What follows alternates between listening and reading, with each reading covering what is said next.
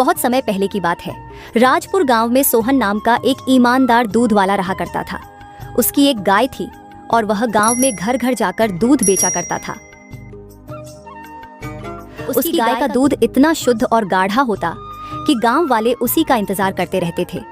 वहीं गांव में एक और दूध वाला रहता था, शंकर। शंकर की गांव में दूध की बड़ी दुकान थी और उसका भी दूध का व्यापार बहुत अच्छा चलता था।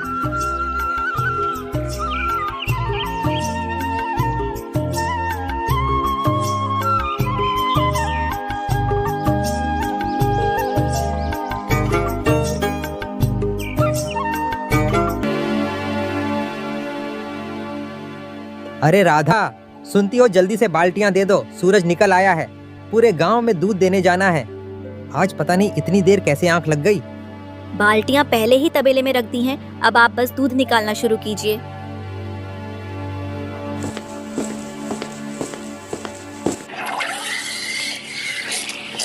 सोहन दूध निकालता है और फिर दूध बेचने के लिए गांव की ओर निकल पड़ता है।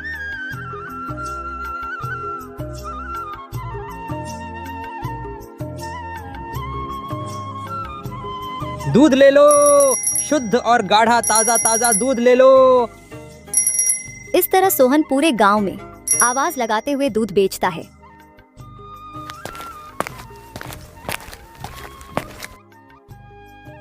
अरे सोहन बेटा, जरा 1 किलो दूध देना। माफ करना चाचा, आज दूध खत्म हो गया है। शाम को गाय फिर से दूध देगी, तब सबसे पहले आप तक दूध पहुंचा दूंगा। ठीक है बेटा, डॉक्टर ने दवाई लिखी है, दूध के साथ ही लेनी है, जल्दी लाना। ठीक है चाचा जी।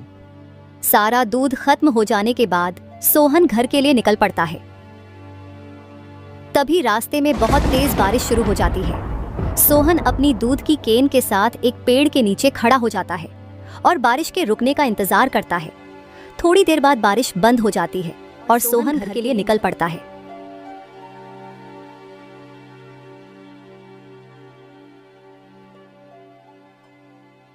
अजी, आपको इतनी देर कैसे हो गई आज?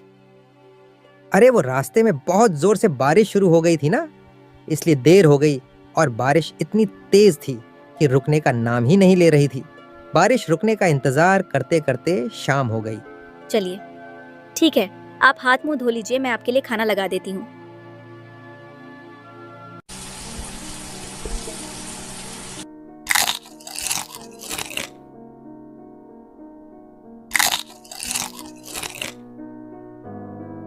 सुनो राधा, मैं थोड़ी देर आराम कर लेता हूँ, तुम गैया का दूध निकाल लेना। रामू काका को दूध पहुंचाना है, उनको डॉक्टर ने दवाई दूध के साथ लेने को बोला है। चलिए ठीक है, आप आराम कीजिए।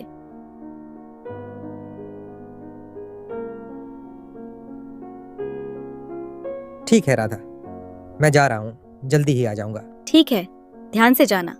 और हाँ, आते समय समोसे लेते आना। आज बहुत मन हो रहा है समोसे खाने का बारिश के मौसम में। रामू चाचा, ओ रामू चाचा, घर पे हो क्या? अरे सोहन बेटा, तुम आ गए। मैंने सोचा तुम नहीं आ पाओगे, बारिश जो इतनी तेज थी। अरे चाचा जी, कैसे नहीं आता मैं? आपको दवाई भी लेनी थी ना, कितनी भी तेज बारिश क्यों ना होती मैं जरूर आता। ठीक है चाचा जी, चलता हूँ मैं। भगवान तुम्हारा भला करे बेटा।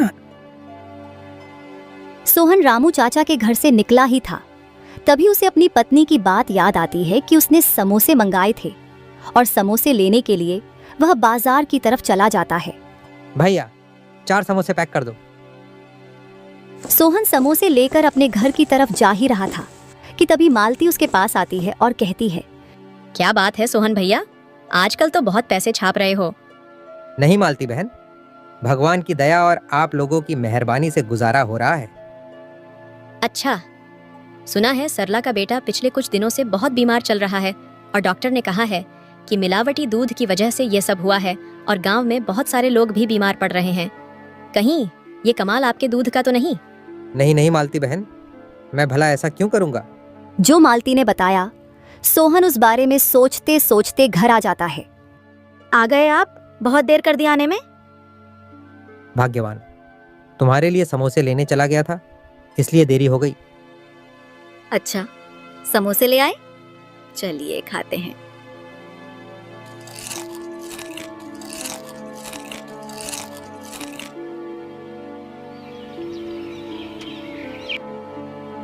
रात हो जाती है, लेकिन सोहन पूरी रात सो नहीं पाता। बार बार वह बात उसके जहन में आ रही थी। मैंने तो आज तक दूध में मिलावट करी ही नहीं, हमेशा ईमानदारी से अपना काम करता आ रहा हूँ। फिर आखिर ये कौन कर रहा है? मैं इसका पता लगा के ही रहूंगा। सोहन सोचते सोचते पूरी रात बिता देता है। तभी उसे शंकर का ख्याल आता है, जिसका गांव में दूध का बड़ा व्यापार था। ये काम उस शंकर का हो सकता है। जो भी हो, आज मैं पता लगा के ही रहूंगा। मेरी बेवजह बदनामी हो रही है। सोहन सूरज उगने से पहले ही घर से निकल जाता है और सीधा शंकर के तबेले में पहुंच जाता है। वहां जाके वो एक पेड़ के पीछे छुप जाता है और जो देखता है उसकी आंखें फटी की फटी रह जाती है। अच्छा, तो ये माजरा है। अरे शंकर भैया, ये क्या कर रहे हो? अरे सोहन, ये मेरा काम है, तुम इसमें मत पड़ो। तुम्हारे दूध से लोग बीमार पड़ रहे हैं। गांव वालों के साथ धोखा करना बंद करो, वरना मैं सबको बता दूंगा। अरे जा जा, तुझसे जो होता है कर ले। शंकर सोहन का कहना नहीं मानता है।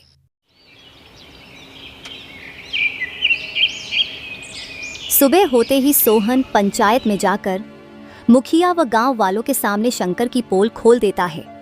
पंचायत शंकर को चेतावनी देती है और उसका दूध का व्यापार बंद करा देती है।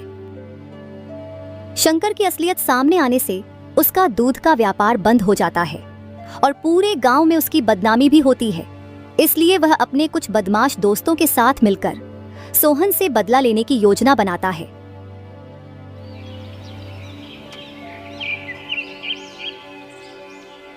अरे ओ दूध वाले, तूने आज जितने भी पैसे कमाए हैं सब मुझे दे दे। अरे भाई, आज कुछ खास कमाई नहीं हुई है। ठीक है, आज जाने दे रहा हूं।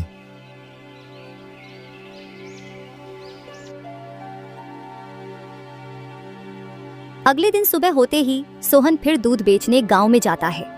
वह घर वापस आ रहा था, तभी वही बदमाश लोग उसका फिर रास्ता रोक लेते हैं।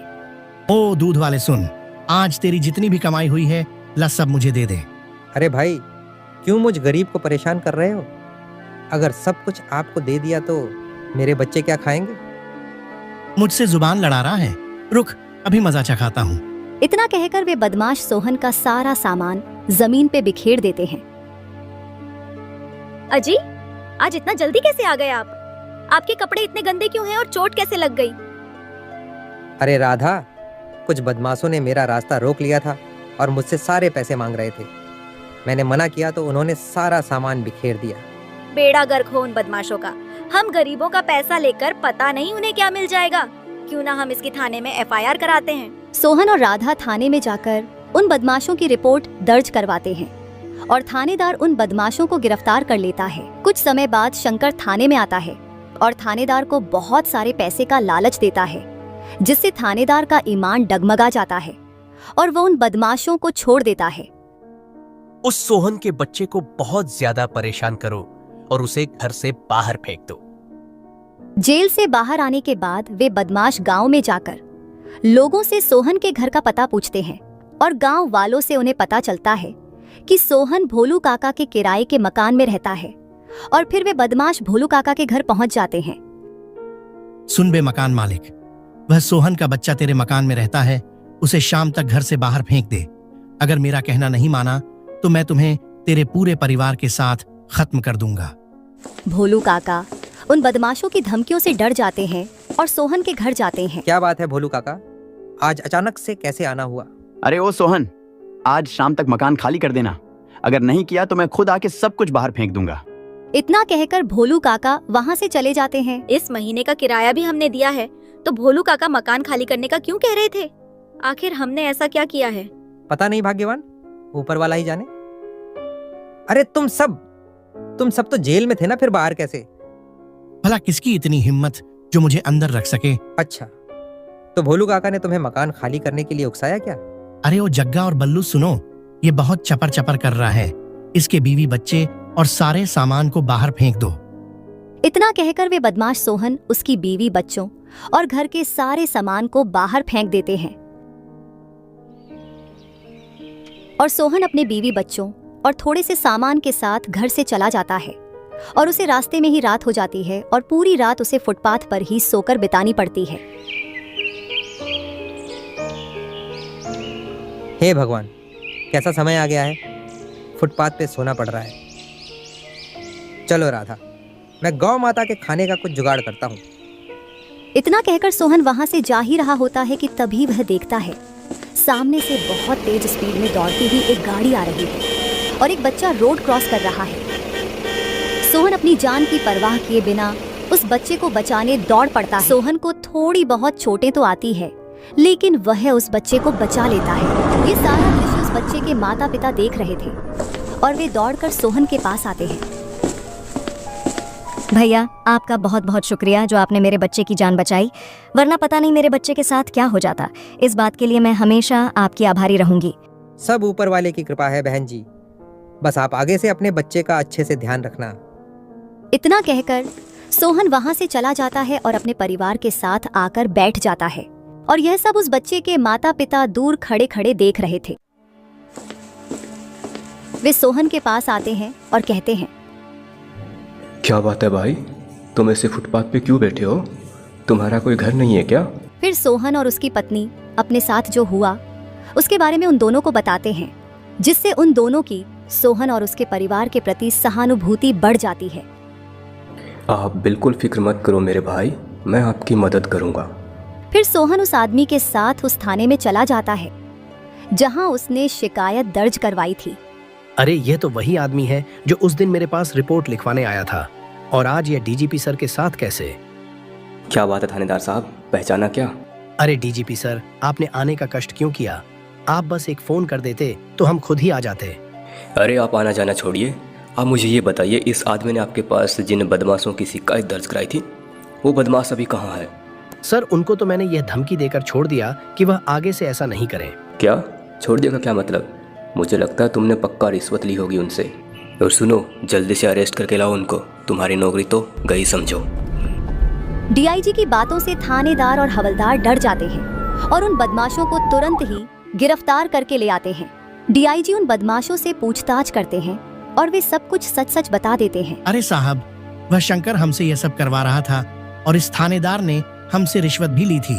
अच्छा, तो शंकर इस सारी की लेके जड़ है। अभी जाओ और जल्दी उसे गिरफ्तार करके लाओ। और फिर शंकर को भी गिरफ्तार कर लिया जाता है। तुम लोगों ने इस बेचारे गरीब आदमी को बहुत परेशान किया है। इसका जितना भी नुकसान हुआ है उसकी अभी के अभी भरपाई करो। थानेदार को सस्पेंड कर दिया जाता है। सोहन का जितना भी नुकसान हुआ था उसकी भरपाई कर दी जाती है और शंकर को उसके किए की सजा मिल जाती है। आखिरकार सोहन को न्याय मिल चुका था। सोहन भाई, आपके नुकसान की भी भरपाई हो चुकी है, और ये लो कुछ पैसे मेरी तरफ से भी रख लो। अरे नहीं साहब, मुझे पैसे नहीं चाहिए, उन बदमाशों से छुटकारा मिल गया, वही काफी है। डीजीपी सर सोहन को पैसे देकर वहां से चले जाते हैं। सोहन उन पैसों से दूध का एक छोटा सा व्यापार शुरू करता है और इससे वह अपना खुद का अच्छा घर भी ले लेता है। इस तरह एक बार फिर से सोहन का व्यापार खूब फलने फूलने लगता है।